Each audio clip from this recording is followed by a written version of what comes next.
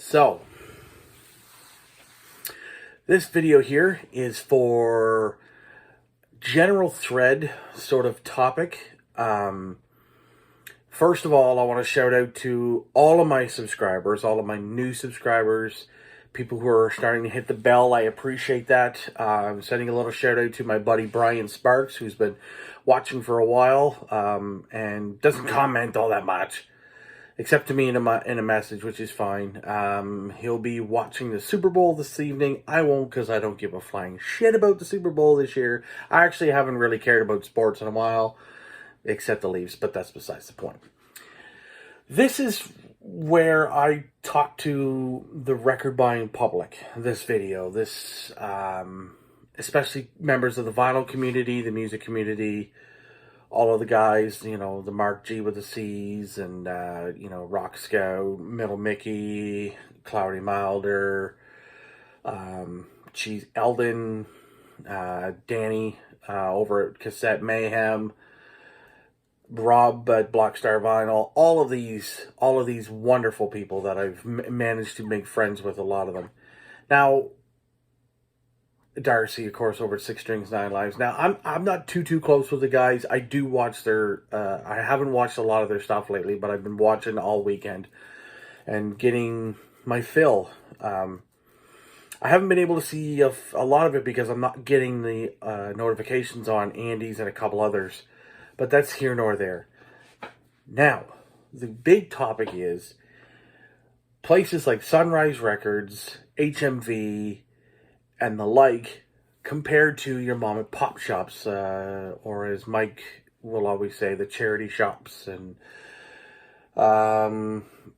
places like down in here in my hometown, like Second Spin Records and Riff Raff Records, Backstreet Records, places like Loyalist City Coin, where you'll find some of this stuff.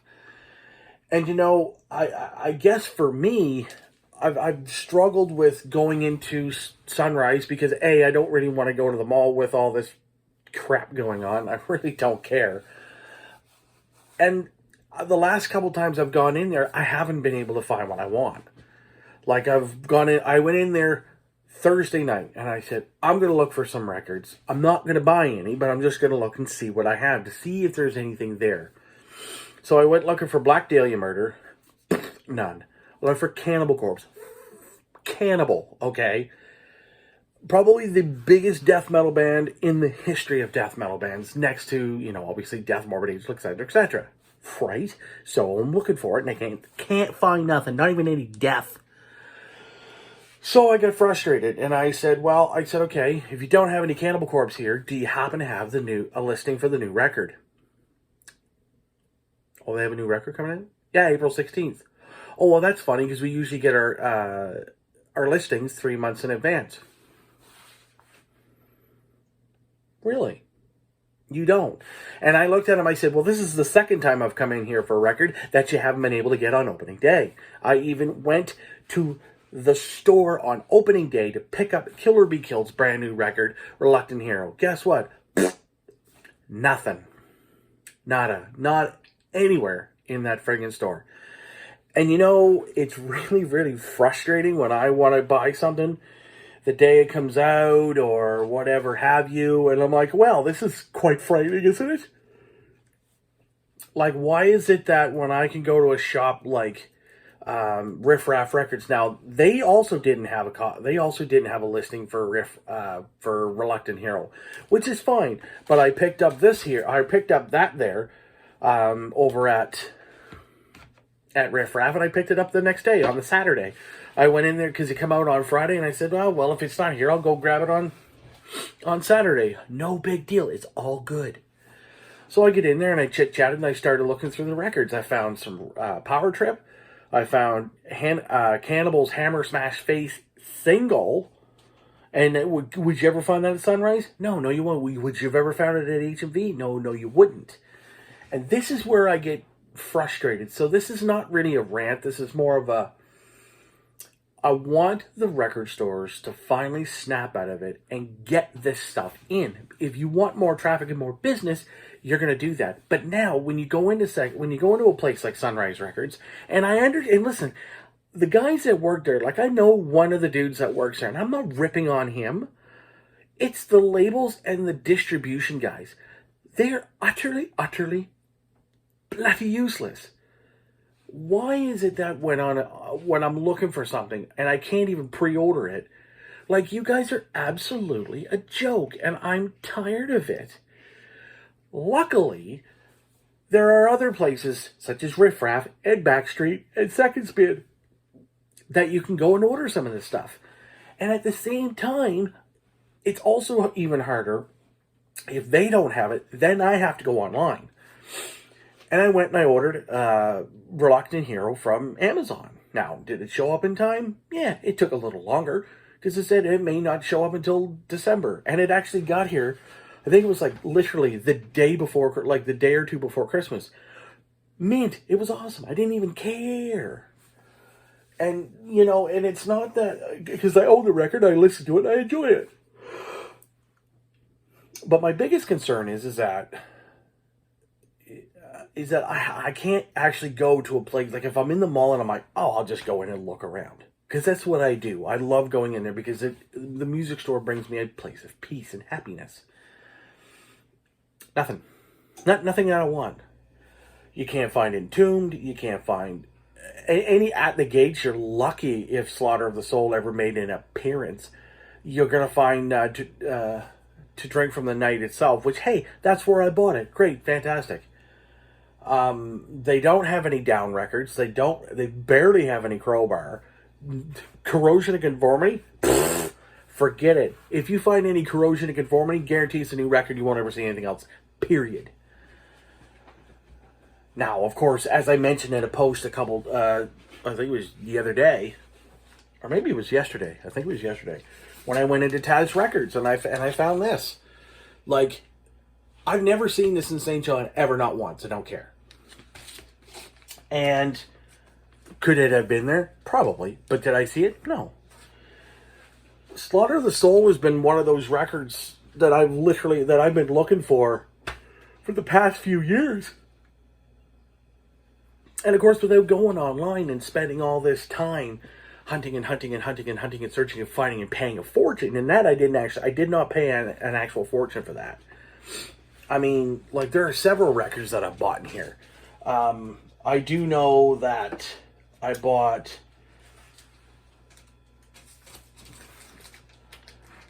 I got this. I got that at Second Spin. You can actually see their sticker. I got that at Second Spin.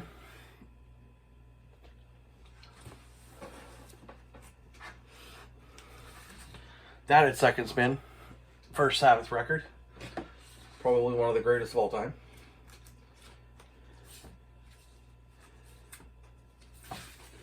Second Spin, $1 Billion Babies.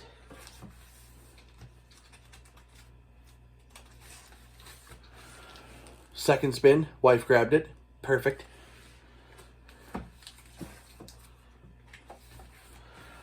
Record Store Day Only.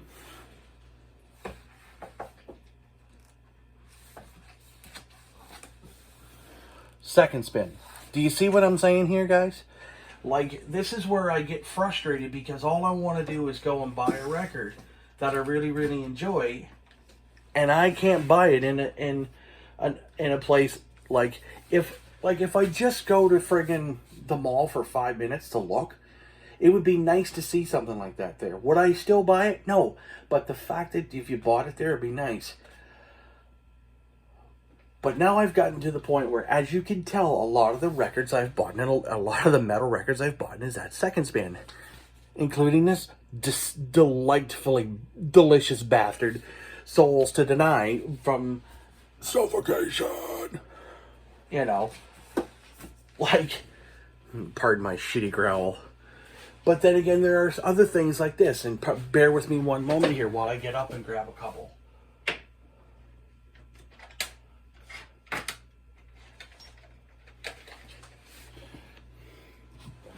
Now, you're probably never going to find these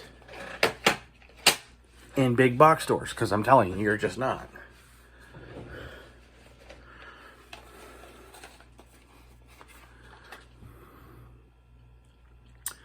Holy Diver. Last in Line. Sacred Heart. Facebook Marketplace for a friggin' tenner. $10 for them 3.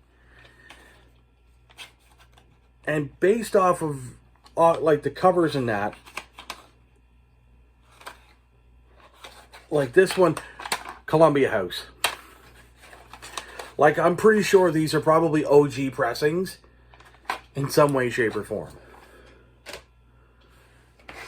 The next ones. Second Spin, Back in Black. Black Sabbath, Live at Last. Second Spin.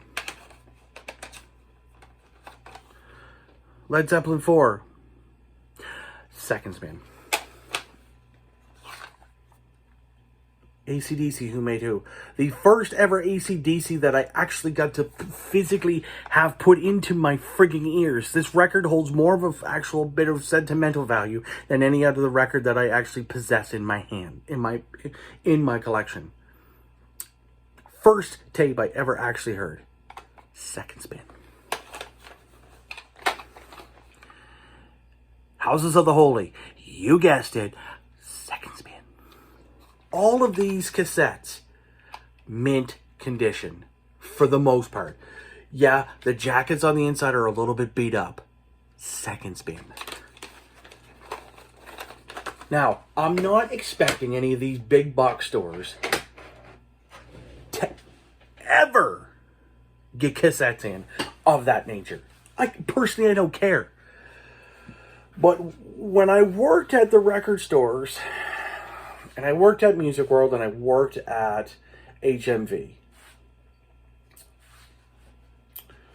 so many people would come in looking for stuff, and it's like, well, you're not going to find it because of distribution. So the best part about Second Spin, Riff Raff Records, Backstreet Records, Save the Loyalist Coin, Spin It Records in Moncton, yada, yada, yada, friggin' yada.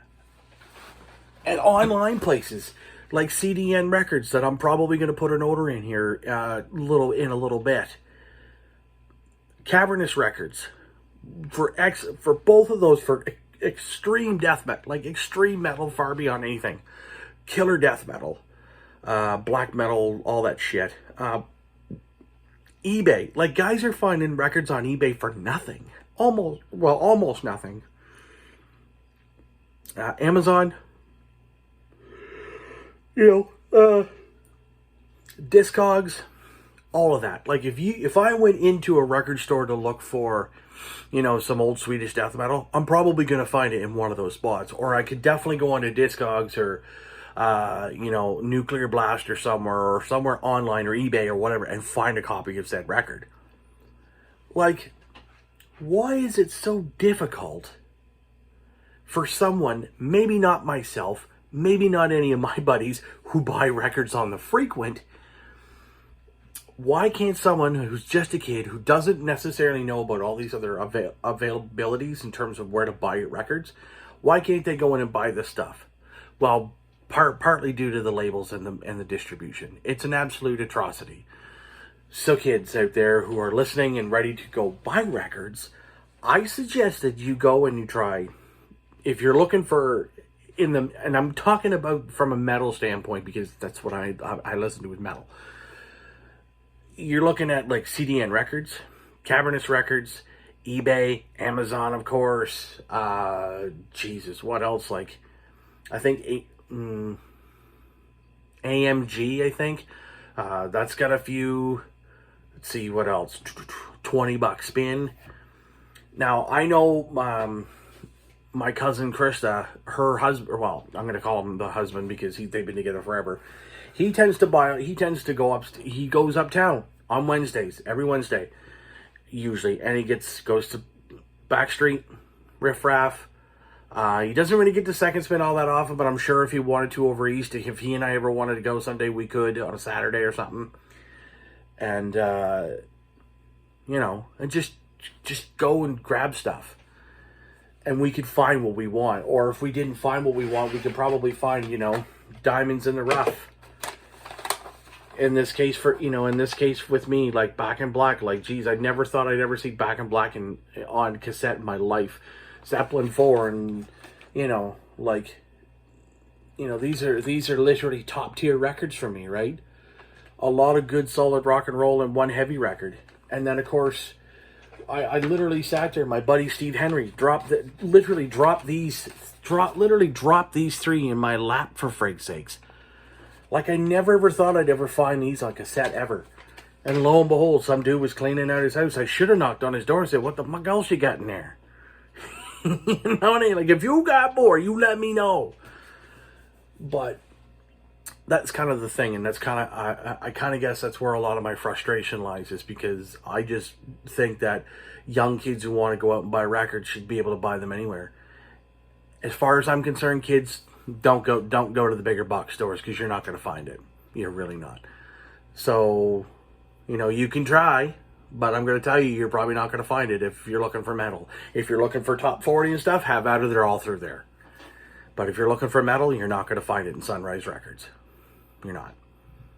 Oh, and I should say too, if you feel like ordering a bunch of records and you want to get a really good deal and deal with some really great people, go to where I found this, and that's over at Taz Records in Halifax.